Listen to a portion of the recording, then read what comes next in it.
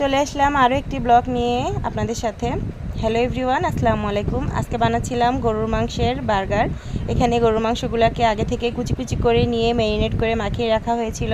তারপর কিছু পেঁয়াজ, কাঁচামরিচ আর ময়দা, কর্নফ্লাওয়ার দিয়ে এখানে মাখিয়ে নেওয়া হয়েছিল অন্যান্য মশলা দিয়ে।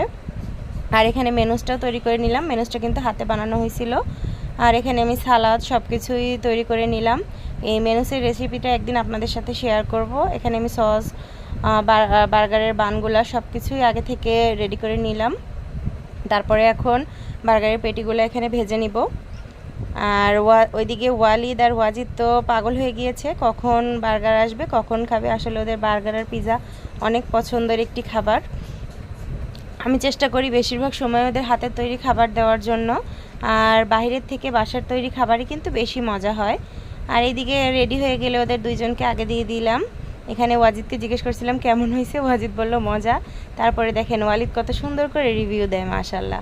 ওয়ালিদ কিন্তু সব খাবারেরই রিভিউ দিতে পারে, যেটা ভালো হয় বলে ভালো হয়েছে, আর যেটা ভালো হয় না সেটা কিন্তু ও ডিসলাইক দিয়ে দেয়।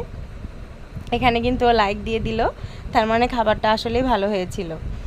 তো এই ছিল আজকের ভিডিওটি ভালো লাগলে অবশ্যই লাইক, কমেন্ট, শেয়ার করবেন। সবাই ভালো থাকবেন, সুস্থ থাকবেন, আর আমাদের জন্য সবাই দোয়া করবেন। আল্লাহ হাফেজ।